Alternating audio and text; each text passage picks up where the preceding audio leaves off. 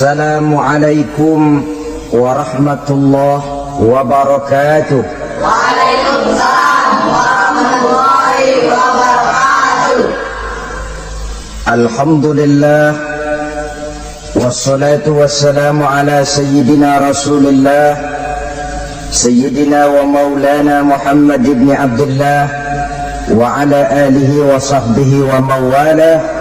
La haula wa la quwwata illa billah, amma ba'du. Bapak-bapak, ibu-ibu, saudara-saudara kaum muslimin rahimakumullah. Rumah tangga bahagia menurut agama kita. Sebagaimana yang sama kita maklum bahwa manusia hidup memerlukan idola, memerlukan figur-figur yang akan dijadikan contoh di dalam kehidupannya. Sifat ini dinamakan hubbut taklid atau kecenderungan untuk meniru, dan nampak lebih menonjol pada kehidupan anak-anak remaja atau para pemuda. Siapa yang menjadi idolanya, siapa yang menjadi sentral figur dalam kehidupannya, itulah yang akan dijadikannya sebagai contoh. Kalau idolanya adalah Mick Jagger misalnya, maka tentu yang akan dicontohnya adalah Mick Jagger. Mulai gaya rambutnya, gaya pakaiannya, sampai kepada gaya jalan dan hidupnya. Soal pantas atau tidak pantas urusan nomor 16. Yang penting nyontoh dulu. Inilah kecenderungan daripada manusia. Bagi kita umat Islam, contoh ideal, figur sentral yang sepatutnya jadi idola tidak lain adalah junjungan kita Nabi besar Muhammad sallallahu alaihi wasallam. Beliau menjadi contoh dan panutan oleh karena kepribadiannya yang kompleks. Sejak dari seorang pemimpin negara yang adil sampai kepada seorang jenderal yang gagah berani di medan perang, sampai kepada seorang diplomat yang ulung, pedagang yang jujur, suami yang bertanggung jawab, ayah yang penuh kasih sayang dengan anak-anaknya, dan di dalam keseluruhannya beliau merupakan uswatun hasanah. Termasuk dalam membina rumah tangga bahagia, contoh kita tidak lain adalah rumah tangga beliau. Bagaimana sih rumah tangga Nabi kita itu? Beliau berkata dalam dua kalimat yang singkat tapi punya pengertian yang sangat luas dan dalam tentang rumah tangganya. Beliau mengatakan, baiti jannati, rumah tanggaku adalah sorga bagiku. Satu cerminan yang merupakan refleksi dari keadaan yang membawa kebahagiaan. Padahal sepanjang sejarah yang kita baca, rumah beliau kecil saja. Sarapan pagi pun cuma seteguk air zam-zam, sepotong roti, kadang-kadang sebutir kurma.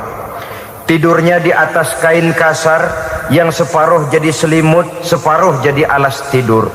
Tetapi di tengah kondisi yang semacam itu, beliau sanggup berkata, baiti jannati, rumah tanggaku adalah surga bagiku.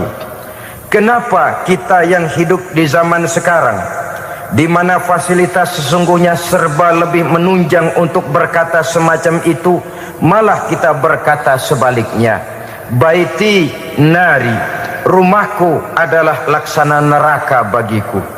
Padahal kalau dilihat, rumahnya pun kadang-kadang bertingkat, kendaraan serba berkilat, uang banyak berlipat-lipat, istri pun tak kurang cantik memikat, kadang-kadang jumlahnya 4. Tapi tiap hari kiamat tidak ada ketenangan dan ketentraman di rumah tangga. Saudara hadirin kaum muslimin rahimakumullah, mengapa Rasul sampai mengatakan baiti jannati, rumahku adalah laksana surga bagiku? Inilah pokok pembicaraan kita pada pertemuan kali ini.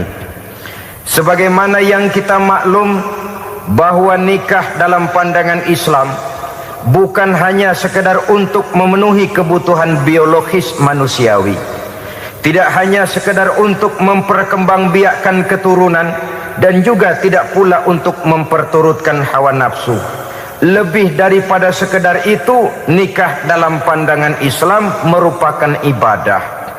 Oleh karena ibadah, maka seluruh tujuan ibadah, apakah dia bernama solat, apakah dia bernama puasa, zakat, sodako, haji dan lain sebagainya, seluruh daripada tujuan ibadah, target utamanya adalah mardhatillah atau keridhaan daripada Allah Subhanahu wa taala.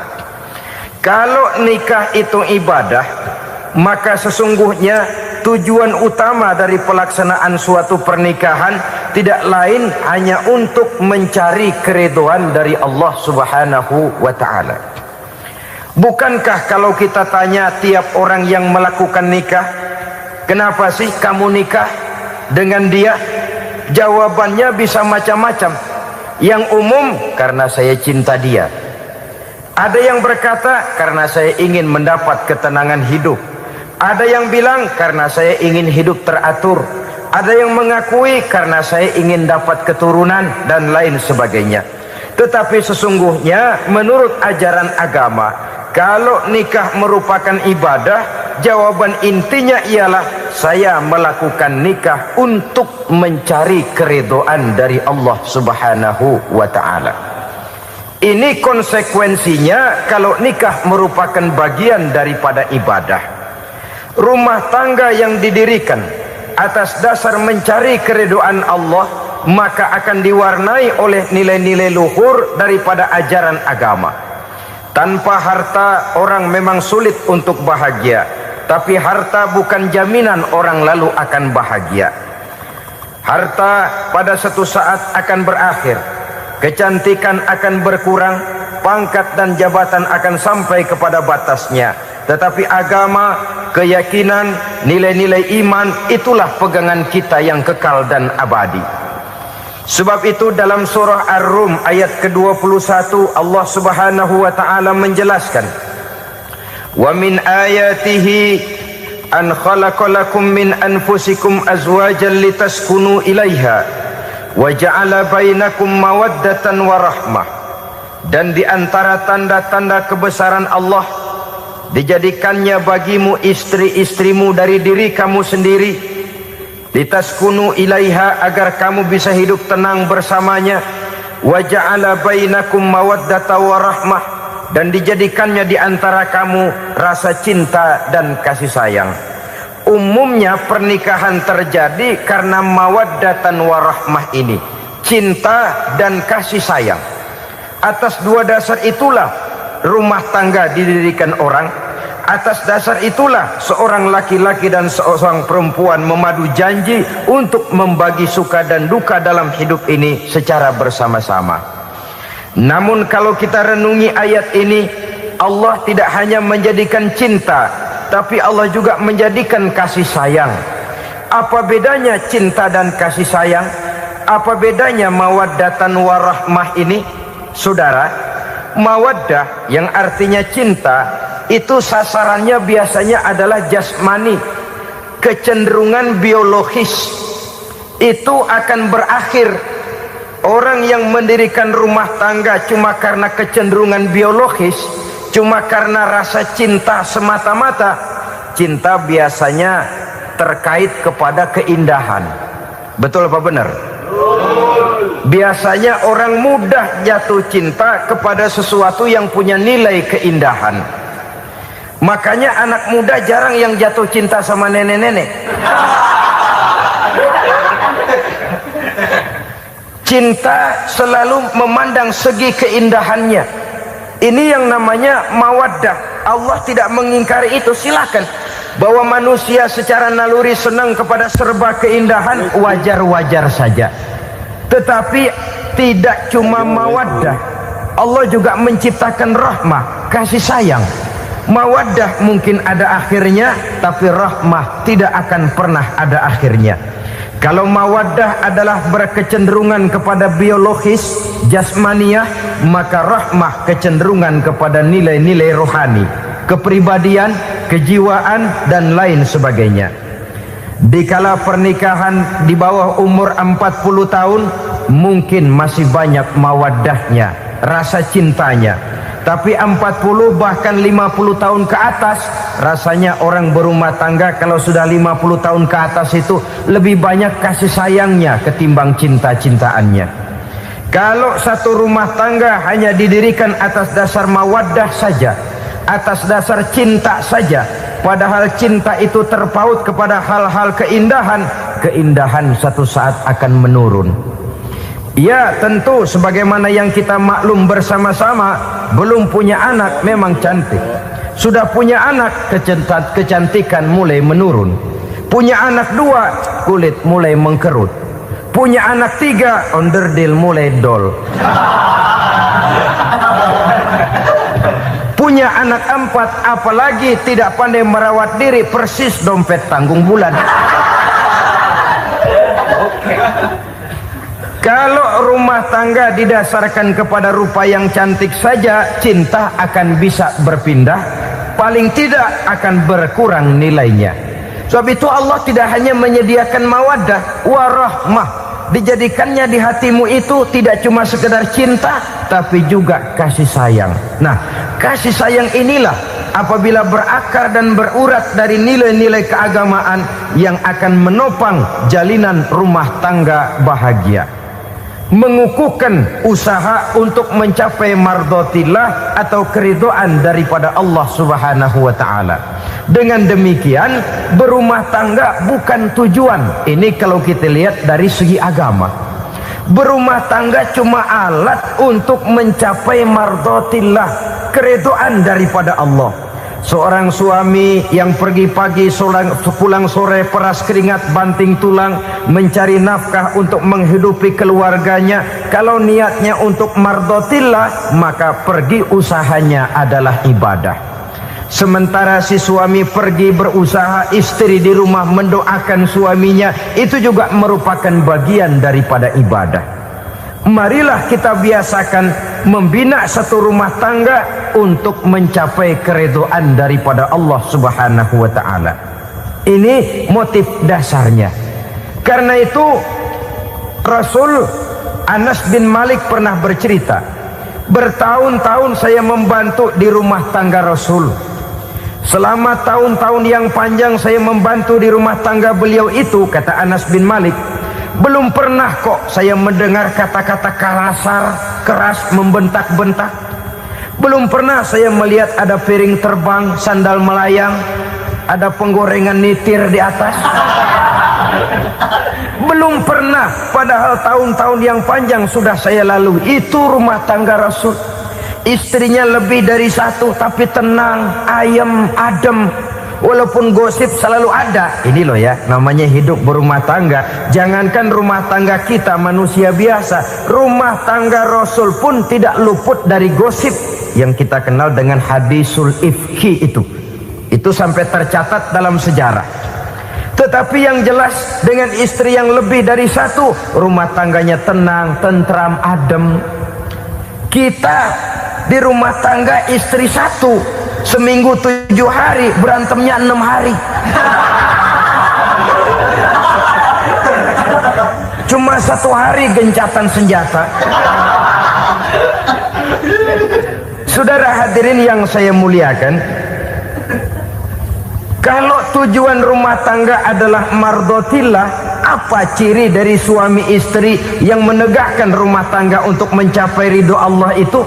Pertama, sepasang suami istri yang membina rumah tangga semata-mata untuk mencapai keridhaan Allah, cirinya yang pertama, bersyukur apabila beroleh nikmat. Ini ciri yang pertama. Bersyukur kepada Allah, kepada sesama berterima kasih. Suami berterima kasih kepada istri, bertahun-tahun didampingi hidupnya, dicucinya pakaiannya, dimasaknya makanannya. Tidak istri mengeluh walau hidup lebih banyak kurangnya daripada cukupnya. Suami pandai berterima kasih kepada istrinya. Sementara istri pun bisa berterima kasih kepada suaminya. Bertahun-tahun suami peras keringat banting tulang mencari nafkah, menjadi palang dada terdepan apabila ada masalah-masalah yang besar. Kedua-duanya lalu punya timbangan. Nah inilah ya, saya pesan kepada suami, kepada para suami, kepada para istri, supaya di rumah ada timbangan. Perlunya apa? Kalau pada satu saat istri kita salah, suami cepat-cepat ambil timbangan, lalu ditimbang mana yang lebih berat, salahnya atau dosanya, benarnya atau kesalahannya. Ini istri saya jasanya begini, lalu jasanya begini, salahnya ini, mana yang lebih besar, jasanya atau salahnya? Dengan adanya timbangan, maka keputusan akan objektif. Tapi kalau timbangannya emosi, salah sedikit saja sudah main bentak, main usir, akhirnya keputusan akan mendatangkan kerugian. Sebaliknya, kalau suami yang salah, istri ambil timbangan, ditimbang mana lebih besar, jasanya atau salahnya. Jangan sampai nanti terjadi pepatah, panas setahun habis dihapus oleh hujan satu hari. Jasa istri yang puluhan tahun hapus oleh kesalahannya yang sedikit, atau jasa suami yang bertahun-tahun hapus oleh kesalahannya yang sebenarnya tidak seberapa. Akibat apa itu terjadi? Karena tidak adanya timbangan. Dari rasa bersyukur dan dari rasa berterima kasih ini, saudara-saudara, akan timbullah sifat saling menghargai. Suami menghargai istri, istri pun menghargai suami. Istiqomah, dikasih uang 5.000 senyum, dikasih uang 500 senyum. Itu namanya istri yang pandai bersyukur. Kalau tidak, 5.000 nyengir, 500 manyun. Tahu manyun? Kayak bemok nyari setoran, monyong saja. Ada sikap istiqomah di dalam membina kehidupan berumah tangga ini. Lalu mengerti posisi suami, ini termasuk tanda berterima kasih. Suami saya itu kerjanya apa, golongannya apa, gajinya sebulan berapa. Atas dasar itu, lalu istri menjadi istri yang tahu diri. Walaupun suami harus menyenangkan istri, istri pun hendaknya nimbang, tahu batas kemampuan suami. Kemauan mungkin tidak terbatas, tapi kemampuan sangat terbatas. Kalau suami pegawai kecil, ya mintalah yang kecil-kecil. Kalau suami pegawai rendah, mintalah yang sesuai dengan kemampuannya. Jangan suami gajinya cuma 50.000 sebulan, istri menuntut minta dibeliin gelang yang kayak pelek becak. Tentu sudah overacting namanya. Saudara hadirin yang saya muliakan, kunci awalnya bersyukur kepada Allah. Kalau sudah bisa berterima kasih kepada manusia, hati ini akan mudah bersyukur kepada Allah. Rumah tangga yang pandai bersyukur, berapapun kecilnya nikmat, bukan kecilnya yang dia lihat, tapi karunia Allah yang dinilai. Sehingga dari rasa berterima kasih kepada manusia akan timbullah rasa syukur kehadirat Allah Subhanahu wa ta'ala. Itu yang sering diistilahkan orang, kalau dia punya mobil, dia berkata alhamdulillah kita punya mobil, tetangga kita cuman punya motor. Kalau dia punya motor, syukur kita punya motor, tetangga kita cuman punya sepeda, kemana-mana kekejek melulu. Kalau dia punya sepeda, alhamdulillah punya sepeda, tetangga kita sebelah nggak punya apa-apa, kemana jalan kaki saja. Kalau dia jalan kaki, alhamdulillah kita masih bisa jalan. Tetangga kita sebelah lumpuh bertahun-tahun nggak kemana-mana. Kalau dia lumpuh, alhamdulillah kita masih hidup. Tetangga kita kemarin mati nggak balik lagi.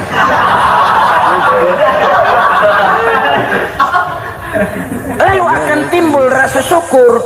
Tapi kalau sudah lumpuh ngelihat yang bisa jalan ngelihat yang naik sepeda, yang punya sepeda lihat yang punya motor lihat yang punya mobil lihat yang punya pesawat. Kapanlah kita ini pandai bersyukur? Sebab kesenangan seperti pelangi, tidak pernah di atas kepala kita, selalu kelihatannya di atas kepala orang lain. Sehingga kalau ngobrol orang sering bilang, lu sih enak lo gue lihat, gue keblangsak amat nih ya. Setiap orang ngomong kepada kita begitu nadanya. Kita yang dilihat enak, sementara kita melihat orang lain enak. Tukang tahu melihat tukang tempe enak, tukang tempe melihat tukang tuak enak, tukang tuak bilang tukang sirsak enak. Enak itu seperti pelangi. Namun kalau kita mau merenungi, tidak pernah Allah berhenti memberikan nikmat kepada kita. Sejak kita bangun tidur sampai kita tidur kembali, bahkan tidur itu sendiri, seluruhnya tidak pernah putus dari nikmat Allah. Bahagia ada di gubuk reot, bahagia ada di rumah mewah, bahagia ada di hati kopral, bahagia ada di hati jenderal, di gunung dan di kota, di hutan belantara dan di desa, di keheningan malam atau di keramaian siang. Kalau kita mau mencari, bahagia selalu ada.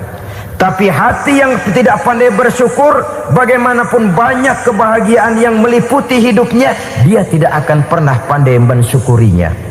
Maka berterima kasihlah kepada istri, berterima kasihlah kepada suami, bersyukurlah kehadirat Allah Subhanahu wa ta'ala. Saya sering mengatakan, sebaliknya seorang suami bagaimanapun kondisi istrinya, kalau itu memang jodohnya, beranilah berkata, istriku adalah Romeoku, istriku adalah Julietku, atau istriku adalah Sri Kandiku. Biarin pengkor ya pengkor, gak ada urusan. Mensyukuri. Kalau tidak mensyukuri, yang timbul lalu sesalan. Kalau sudah sesalan, mudah umpat mengumpat, caci mencaci dalam rumah tangga, lalu terjadilah kegaduhan. Ketenangan sulit kalau sudah tidak ada unsur saling menghargai itu. Lebih celaka lagi kalau sudah mengarah kepada penyesalan. Kata istrinya, bang gue nyesel kawin sama lu. Suami digituin mungkin gede kepalanya. Kalau lu nyesel apalagi gua, makin nyesel. Iya, coba pikir bertahun-tahun kita berumah tangga, memangnya abang bisa beliin apa sama saya? Itu juga gerobok kalau nggak ngeridit bang. Kalau nggak ngeridit, memangnya kamu bayar kreditan pakai daun pisang? Saudara hadirin yang saya hormati, ini saya tekankan kepada ibu-ibu karena penyakit perempuan umumnya. Pernah Rasul itu pulang Isra Mi'raj cerita, saya pulang Isra Mi'raj diperlihatkan neraka. Neraka ya Rasul? Lalu bagaimana? Saya lihat kok isinya kebanyakan perempuan. Perempuan. Laki juga tidak sedikit. Cuma kebanyakan kok perempuan. Apa perempuan tidak sholat ya Rasul? Sholat. Tidak puasa? Puasa. Tidak ngaji? Rajinan dia sama suaminya. Tapi kenapa lebih banyak di sana? Rasul berkata, hunna yakfurnal asir. Penyakit umum dari perempuan tidak pandai berterima kasih kepada suaminya. Ini rupanya penyakit umum dari tahun atu. Saudara hadirin yang saya muliakan, jadi rumah tangga yang didirikan atas dasar mencapai ridho Allah, maka kelihatan dari pasangan suami istri menjadi orang yang pandai bersyukur terhadap nikmat. Bukankah dalam surah Ibrahim ayat 7 Allah berjanji, la in syakartum la azidannakum wa la in kafartum inna azabi lasyadid. Kalau kamu pandai bersyukur, aku tambah nikmatku. Kalau kamu ingkar, tidak mau bersyukur, azabku itu hebat dan pedih. Rumah tangga yang suami istrinya tidak bersyukur disiksa oleh perasaannya sendiri. Tetangganya dapat nikmat, dia yang meriang. Tetangganya dapat kesenangan, dia yang sakit hati. Dia tidak melihat nikmat yang diberikan kepadanya, nikmat yang orang lain punya aja yang diincar. Nikmat orang lain aja dihitung-hitung. Tangga kita, saya baru habis beli yang sebelah belilir habis beli kukusan. Cuma sekedar kukusan saja. Orang lain beli apa-apa jadi bahan diskusi di rumahnya. Orang lain saja yang diusut. Timbul dendam kesumatnya, timbul hasutnya. Dia tidak bersyukur dengan nikmat yang ada dalam rumah tangganya. isi rumah tangga semacam itu disiksa oleh perasaan hasutnya sendiri. Jauh dari kebahagiaan, kering hatinya, miskin jiwanya, merana batinnya. Kalau sudah ke sana, jauhlah rumah tangga dari pantulan sinar kebahagiaan. Saudara-saudara, kita lihat rumah tangga Rasul. Dari rumah yang kecil, dari tempat tidur yang sarapnya kain kasar, separuh jadi selimut lagi, keluar ucapan baiti jannati. Kenapa? Beliau orang yang pandai bersyukur kepada Allah, bisa berterima kasih kepada istri-istrinya, dan istrinya pun pandai berterima kasih kepada Rasul dan bersyukur kehadirat Allah Subhanahu wa taala. Maka nikmat lalu bertambah. Makin kita syukuri nikmat, makin tambah itu. La azidannakum, janji Allah, pasti aku tambah nikmatku kepadamu jikalau kamu pandai mensyukurinya. Tapi kalau kamu ingkar, tidak pandai bersyukur, awas, nikmat bisa berubah menjadi azab kalau kita tidak pandai-pandai mensyukurinya. Jadi cirinya yang pertama, rumah tangga bahagia itu apabila suami istri pandai bersyukur terhadap nikmat yang diberikan oleh Allah Subhanahu wa taala. Satu. Cirinya yang kedua, rumah tangga yang berdasarkan untuk mardotillah, mencapai keredoan Allah, sabar apabila mendapat cobaan. Namanya orang berumah tangga itu persis berlayar di lautan. Suami istri adalah dua orang yang memegang kemudi. Kalau berlayar ombak tenang, angin bertiup sepoi-sepoi basah, lalu bila malam datang bulan bersinar, bintang gemintang gemerlapan, berlayar memang nikmat. Tapi satu saat angin puting beliung bertiup, gelombang menggunung, halilintar menyambar, kemudian petir berkilat. Kalau pada saat itu suami mau ngalor, istri mau ngidul, alamat perahu patah di tengah jalan, kandas di lautan sebelum sampai ke pantai yang akan ditujunya. Oleh karenanya perlu kekompakan. Maka sejak awal seharusnya dalam akan membina rumah tangga yang bahagia itu lebih baik bicara yang pahit-pahit saja, supaya terjadi kesamaan langkah apabila menghadapi kesulitan dan cobaan. Sabar apabila mendapat cobaan. Rumah tangga seperti kapal di lautan tadi tidak akan sunyi dari hantaman gelombang, tidak akan sepi dari tiupan angin topan, dari kilatan petir, dari sambaran halilintar. Baik suami, baik istri harus sabar menghadapi kesulitan.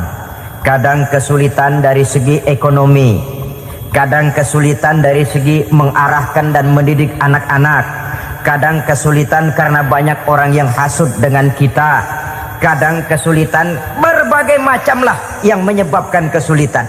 Rumah tangga yang bertujuan mencapai ridho Allah sabar menghadapi segala macam kesulitan. Saudara-saudara kaum muslimin rahimakumullah, kesulitan adalah bagian daripada perjalanan hidup. Siapa orangnya yang tidak pernah menemukan kesulitan dalam kehidupan? Rasanya hampir tidak ada. Dan memang kesulitan bukan untuk ditakuti. Kesulitan justru untuk diatasi, dicarikan jalan keluarnya. Begitulah suami istri yang bertujuan mencari ridho Allah. Manakala suami berada dalam kesulitan, istri mencarikan jalan keluar atau berusaha memberikan jalan keluar. Sebaliknya, manakala istri dalam kesulitan, suami bisa mencarikan jalan keluarnya. Sabar dalam menghadapi segala macam kesulitan. Dalam surah Luqman ayat 17, Allah Subhanahu wa taala berfirman, "Wasbir 'ala ma asabak, inna dzalika min azmil umur." Dan bersabarlah terhadap apapun yang menimpa kamu. Bersabarlah terhadap segala kesulitan yang kamu hadapi, karena sesungguhnya yang demikian itu merupakan sebagian dari perkara-perkara yang telah ditetapkan oleh Allah Subhanahu wa taala.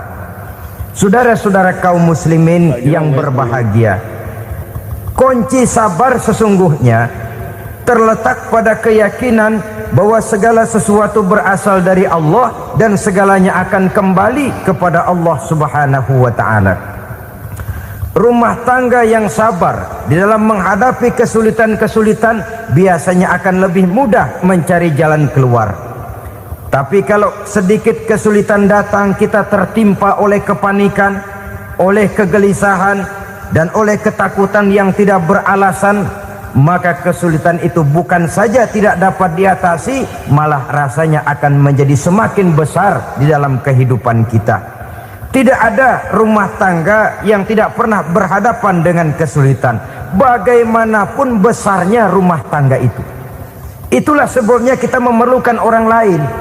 Hidup berumah tangga itu seperti orang punya mata. Kalau mata kita kelilipan, kalau mata orang lain kelilipan, gampang kita tiup. Tapi kalau mata kita sendiri yang kena kelilipan, tentu kita memerlukan orang lain untuk meniupnya. Oleh karenanya, suami istri harus saling mencarikan jalan keluarnya. Walaupun kerjanya berbeda, suaminya pergi mencari nafkah, istrinya berdoa di rumah. Kalau perlu melakukan sholat duha, mendoakan agar usaha suaminya dimudahkan, dan begitu selanjutnya. Sehingga dengan adanya kebersamaan, walaupun tidak selalu bersama-sama, maka masing-masing melaksanakan tugas dengan tenang dan merasa yang satu berbuat untuk kepentingan yang lain. Inilah cirinya yang kedua, sabar bila mendapat dan berhadapan dengan segala macam kesulitan. Kadang orang mendapat kesulitan itu berkeluh kesah. Bukan berkeluh kesah, tapi mencari jalan keluar dan mengambil hikmah yang ada di dalamnya apa. Karena bukan kemudahan, kesulitan yang membuat orang dewasa. Bukan kemudahan, tapi kesulitan yang membuat orang berpikir, dinamis, kreatif. Kalau seluruh jalan yang kita tempuh mudah saja, gampang saja, rasanya monoton kita ini. Kehilangan dinamika dalam perjuangan. Kesulitan yang membuat orang matang, kesulitan yang menempa kepribadian untuk lebih dewasa menghadapi bahtera kehidupan, membuat pandangan makin arif, wawasan makin luas, dan analisa semakin tajam. Sama saja dalam hidup. Sesungguhnya pujian sering menjadi racun, dan caci maki kalau kita tanggapi secara positif sering membuat kita makin dewasa. Jarang orang berpikir kalau dipuji, tapi baru dia merenung dan mencari diri setelah dicaci maki dan dikritik habis-habisan. Walaupun watak umum manusia senang dipuji, marah kalau dicaci maki. Biasanya kalau ketemu cewek cakep, kita bilang, "Kamu cakep deh." Dia paling bilang, "Ah, abang bisa aja." Walaupun dia bilang, "Ah, abang bisa aja," hidungnya mah tetap mekar. Senang kalau dipuji. Itu kecenderungan manusia. Marah kalau dicaci maki, marah kalau dikritik. Tapi sesungguhnya pujian sering jadi racun, caci maki sering jadi obat. Orang takut minum obat karena pahitnya, padahal efeknya itu akan lebih memberikan kesehatan kepadanya. Orang takut menghadapi kritik, orang takut dan tidak ingin dicaci maki, padahal itulah yang sesungguhnya menjadi cambuk kalau tidak dia salah tanggap, menjadi sugesti yang mendorong dia lebih maju lagi. Karena memang bukan pujian, tapi caci maki dan kritik yang membuat kita makin berpikir tajam. Jadi rumah tangga yang berhadapan dengan kesulitan demi kesulitan, biasanya kalau ditanggapi dengan sabar akan makin mengokohkan fondasi rumah tangga itu sendiri. Tapi kalau kesulitan dihadapi dengan tidak sabar, lalu mencari jalan pintas, kesulitan ekonomi, kebetulan istrinya cakep, istrinya disuruh ngojek. Dah lu ngojek aja deh, gua nungguin setoran dah. Suami tapak di rumah. Saudara hadirin yang saya muliakan, buat sepintas memang mendatangkan materi itu, mengatasi kesulitan ekonomi, tapi apakah bahagia? Walaupun rumah bisa jadi besar, perabotan bisa serba lebih lengkap dan ada, tapi apakah semuanya mendatangkan bahagia? Sementara suami kehilangan rasa cemburunya, dan dalam agama itu disebut dayus. Dayus, suami yang tidak punya rasa cemburu kepada istrinya. Dan orang dayus kayak begitu haram mendapat bau sorga. Bau sorga saja tidak dapat, apalagi masuk ke dalamnya. Ya tapi juga jangan lantas mentang-mentang harus cemburu sama istri, overacting. Suaminya nawar sayuran, laki pulang ngomel, lu pacaran ya sama tukang sayur. Itu juga over, saudara-saudara. Kesulitan ekonomi diatasi dengan sabar. Sabar dalam arti berusaha dengan tidak mengambil jalan pintas, berusaha tetap berada di jalan yang diridhoi oleh Allah. Ini yang jadi problema ini rumah tangga sekarang ini, kesulitan ekonomi, di mana lapangan kerja sulit, di mana persaingan hidup tajam, sedangkan kita hidup ingin seperti orang lain. Kita mudah gelap mata, mudah picik pandangan, mudah sulit pertimbangan, lalu mengambil jalan pintas. Kadang menjual akidah, menjual keimanan.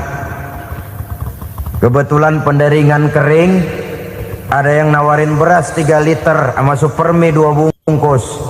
Hari Minggu diajak ke gereja mau. Itu iman kena beras 3 liter telap. Kesulitan ekonomi, saudara-saudara, sehingga Imam Ali pernah berkata, kadal fakru ayyakuna kufron. Kemiskinan memang mudah membawa orang kepada kekafiran, kepada perbuatan-perbuatan yang bisa mengundang kekafiran. Oleh karena itu dalam tamsil lain beliau berkata, kalau ada ular dan ada kemiskinan, kemiskinan yang saya getok lebih dulu, kemiskinan yang saya bunuh lebih dahulu. Karena kemiskinan mudah membawa orang kepada kekufuran. Bagaimanapun sulitnya ekonomi yang dihadapi dalam rumah tangga, percayalah satu saat jalan keluarnya mesti ada. Mesti ada. Jangan sampai mengambil jalan pintas yang membuat kita keluar dari jalan yang ditinjau dari segi kemasyarakatan pun mendatangkan aib, ditinjau dari kehormatan berkeluarga pun mendatangkan nista, ditinjau dari segi ekonomi pun barangkali tidak akan mendatangkan kelimpahan materi. Jalan pintas pada umumnya, saudara-saudara, hanya memberikan kenikmatan yang sekejap. Dan apalah itu artinya kalau harus mengorbankan kesenangan yang abadi dan kekal. Kadang-kadang mengorbankan anaknya sendiri, anaknya dikomersilkan. Pokoknya siapa yang nyamper lu berangkat aja dah. Asal pulang nenteng pisang sama jeruk sebongsang, orang tua udah anteng aja udah. Saudara hadirin yang saya muliakan, setiap kita selalu berhadapan dengan kesulitan. Karena itu rumah tangga yang bertujuan mencapai mardhatillah, mereka sabar dalam menghadapi kesulitan. Tidak ada beras, puasa saja, puasa sunnah. Puasa sunnah, lapar tapi ada pahalanya, daripada tidak puasa lalu ngegerundel. Brengsek Tuhan, gue sembahyang melulu lapar juga. Sudah lapar tidak berpahala. Bukankah Rasulullah sendiri kalau pulang ke rumah Aisyah lalu berkata, ya Humairah, ada makanan hari ini? Ada makanan yang enggak ada bang. Alhamdulillah, kalau begitu saya puasa. Pulang dari mana-mana perut lapar, mau makan tidak ada makanan, bukan marah, bukan ngamuk, puasa. Maka boleh puasa sunnah, niatnya udah siang, jam 10, jam 11, asal dari pagi belum makan apa-apa. Niatnya jam 10, sah, dengan catatan dari pagi belum makan apa-apa. Jangan sudah sepiring setengah baru niat, itu lain. Itu ngojek namanya itu. Pengertian dalam kesulitan. Satu malam beliau pulang dari masjid agak larut. Habis ngajar banyak yang bertanya. Ketuk pintu, assalamualaikum. Assalamualaikum. 3 kali beliau memberi salam, tidak ada jawaban, tidak dibukakan pintu. Rupanya istri beliau lelah bekerja di waktu siang, tidurnya pules benar. Marahkah Rasul? Tidak. Beliau gelar sorban, tidur di depan pintu. Asraful anbiya wal mursalin ini, Rasul termulia ini, karena menghargai istrinya, tidur di depan pintu. Sampai Aisyah bangun sepertiga malam, terkejut buka pintu, suaminya ada di depan pintu. Beliau bangunkan. Ketika dibangunkan, Rasul lebih dulu berkata, maaf sayang, saya pulang terlambat. Sudah nggak dibukain pintu, tidur di depan, dibangunin, beliau duluan yang minta maaf. Pengertian. Kalau emosi, memang nggak dibukain pintu, tidur di depan. Begitu dibukain, yang enak kita tunjuk jidatnya.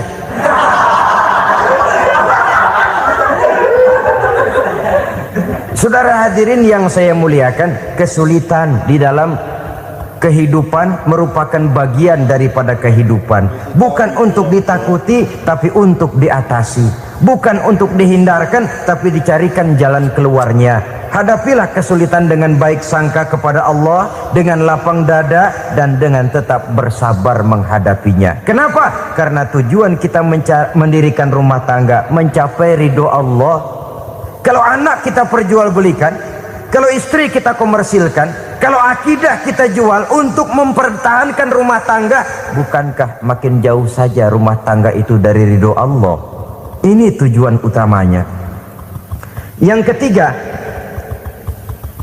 rumah tangga yang bertujuan mardotillah itu, suami istri yang merupakan fondasi di rumah tangga, suami sebagai pemimpin, istri sebagai pembina, selalu musyawarah dalam menyelesaikan persoalan.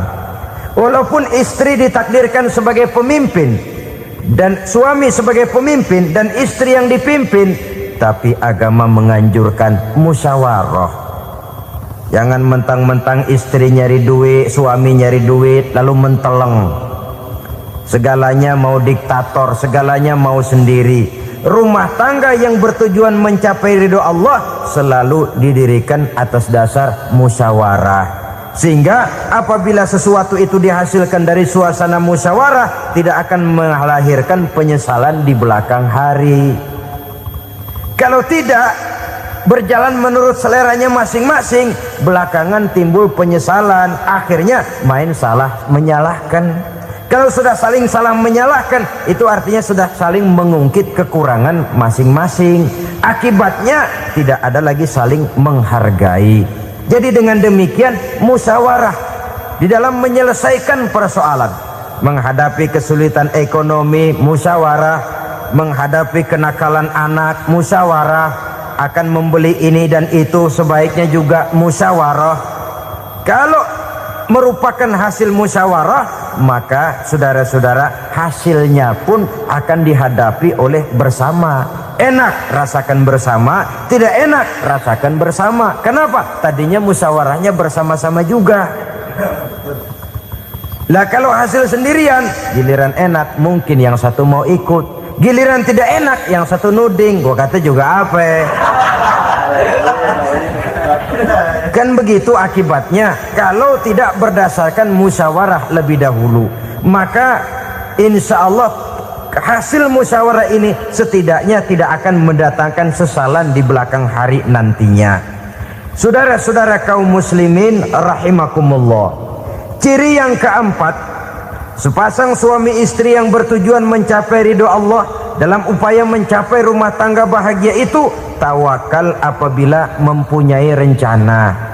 Tawakal berserah diri kepada Allah, bukan berserah diri dalam artian mutlak yang mengarah kepada fatalism atau predestination.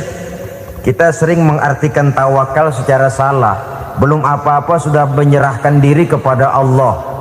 Emang semuanya terjadi menurut maunya Allah dah, gak usah ngapa-ngapain, bagaimana Tuhan aja dah. Lapar juga nggak usah makan, kalau takdirnya kenyang pan kenyang. Ya udah lapar terus kita. Makan dulu, perkara nanti kenyang apa tidak itu baru tawakal. Kalau sakit ke dokter, soal sembuh atau tidak baru tawakal. Artinya usaha itu ada. Setelah suami berusaha, istri berusaha, selebihnya tawakal.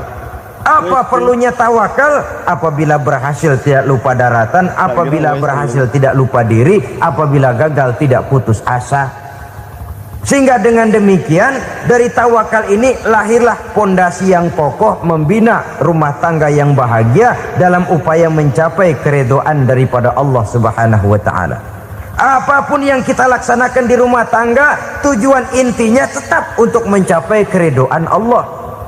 Beli kendaraan untuk mencapai ridho Allah, lalu dipakai ngaji, dipakai ke masjid dan sebagainya. Beli peralatan rumah tangga untuk mencapai ridho Allah. Mendidik anak untuk mencapai ridho Allah. Membantu keluarga untuk mencapai ridho Allah. Dan begitu selanjutnya. Tawakal apabila mempunyai rencana.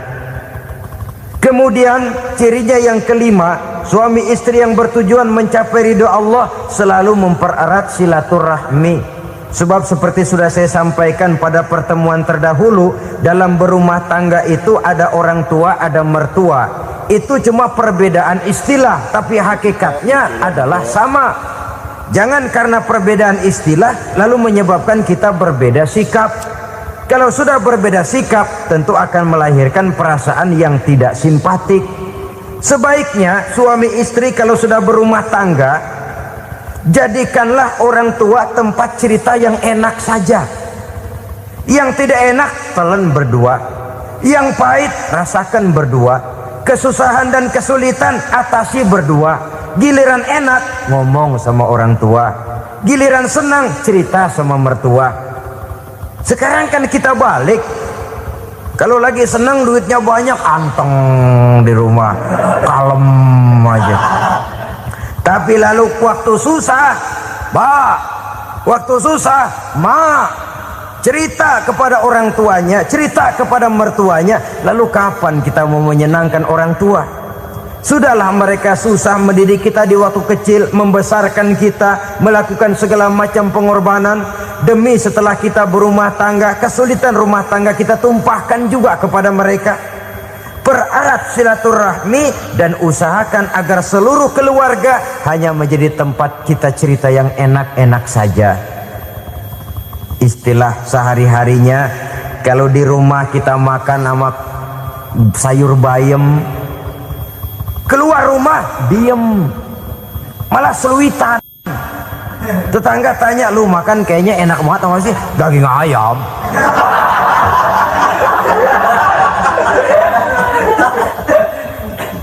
Lalu tetangga akan berbisik, itu makannya tuh orang enak bener ya, rumah tangganya tiap hari makan sama daging ayam. Biarlah paling kurang itu jadi doa, daripada kita makan sama kangkung lalu ribut ngomel di mana-mana. Gua kesel banget sama bini gua, di warung ceritanya lagi. Kenapa? Saban sari gua direbusin kangkung mulu, brengsek. Di warung cerita ada RT, ada RW. Gara-gara makan sama kangkung se-RT tahu. Akhirnya mungkin kalau kita berangkat orang hitung dari jauhan, lihat kangkung liwat gitu.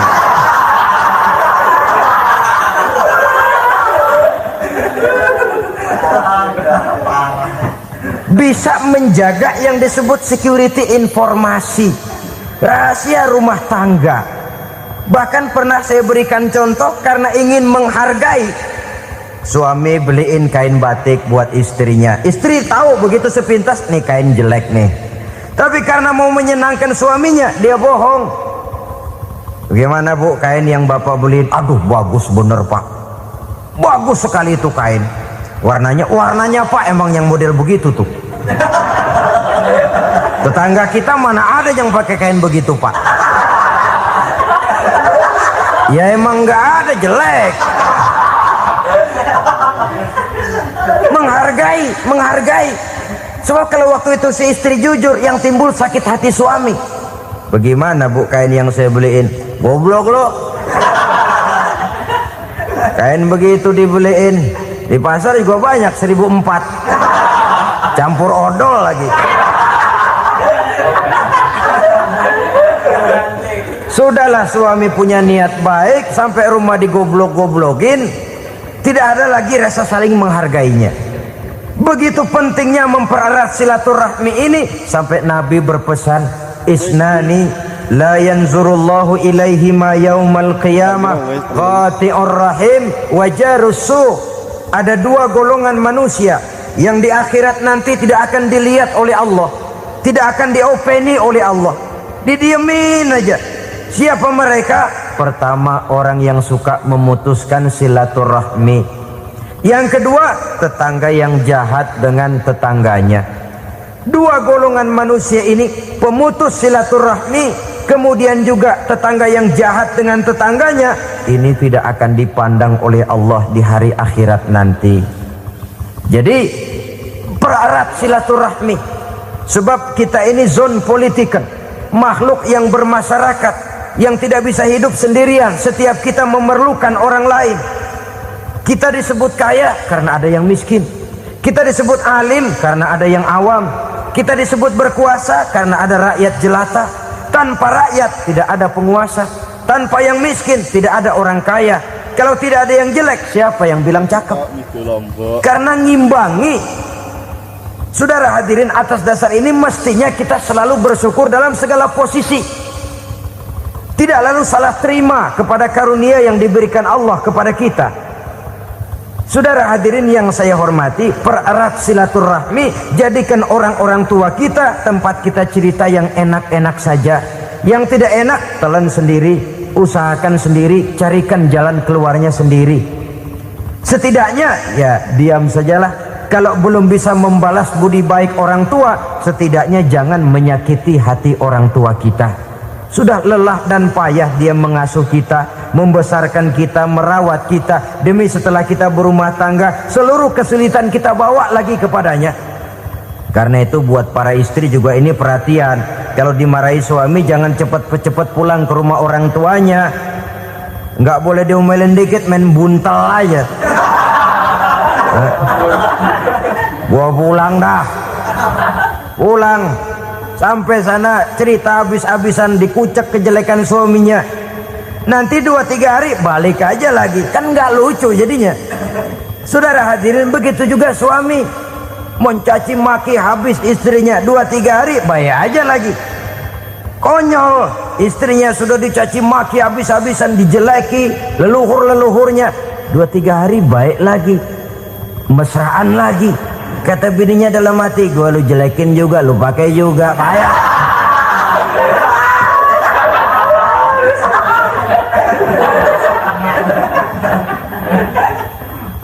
Saudara hadirin yang saya muliakan, itulah sebabnya pada awal tadi saya katakan perlunya kita mempunyai timbangan baik sebagai suami maupun sebagai istri. Nah, dari mempererat silaturahmi ini akan terjalin rasa kekeluargaan. Maka tradisi arisan keluarga itu bagus sesungguhnya untuk mempererat silaturahmi. Cuma celakanya bukan silaturahmi yang jadi tujuan, arisannya itu yang jadi tujuan. Akibatnya apa? Kalau belum narik mah semangat banget datang dah. Begitu udah narik aja udahan. Itu celakanya. Akhirnya silaturahminya jadi nomor 2, arisan semata-mata yang menjadi tujuan. Sesungguhnya itu bagus untuk mempererat silaturahmi. Karena kalau kita dengan kita sesama saudara sudah tidak saling mau mengenal, bagaimana dengan anak-anak kita? Bagaimana dengan cucu-cucu kita? 2-3 generasi yang akan datang tentu akan lebih saling tidak mengenal lagi. Baiklah ya, yang keenam, suami istri yang bertujuan untuk mencapai keridhaan Allah itu selalu berusaha tolong menolong di dalam kebajikan. Sebab Allah pesankan itu di dalam Al-Maidah ayat 6, wa ta'awanu 'alal birri wat taqwa wa la ta'awanu 'alal itsmi wal 'udwan. Bertolong-tolonganlah kamu di dalam kebaikan, di dalam bertakwa kepada Allah. Jangan bertolong-tolongan di dalam maksiat, di dalam dosa, dan di dalam usaha yang menimbulkan permusuhan. Kalau suami marah kepada seseorang, istri jangan ngipasin. Oh bang, yang begitu mah dibayain tuman. Udah habisin aja dah. Anak-anaknya marahin sekalian. ngipasin. Istri kesel sama tetangganya, suami ngipasin. Emang tuh tetangga kita, hahu. Habis orang dikipasin. Ta'awanu 'alal birri wat taqwa, bertolong-tolonganlah di dalam kebaikan. Istri malas ngaji, suami mendorong, memberikan sugesti. Suami malas berusaha, istri memberikan sugesti. Saling tolong menolong di dalam kebaikan dan takwa, dan jangan tolong menolong dalam dosa dan permusuhan. Kata suami, Bu, daripada kita melarat terus hidup, kita piara tuyul yuk. Kata istrinya, nah ini sudah menyimpang bang, bersabarlah, bagaimanapun insya Allah kita tidak akan mati kelaparan. Piara tuyul itu nanti jadi pindah akidah, merusak iman, berteman dengan setan. Apalah artinya kekayaan dan kesenangan sebentar kalau harus mengorbankan kekayaan dan kesenangan yang abadi.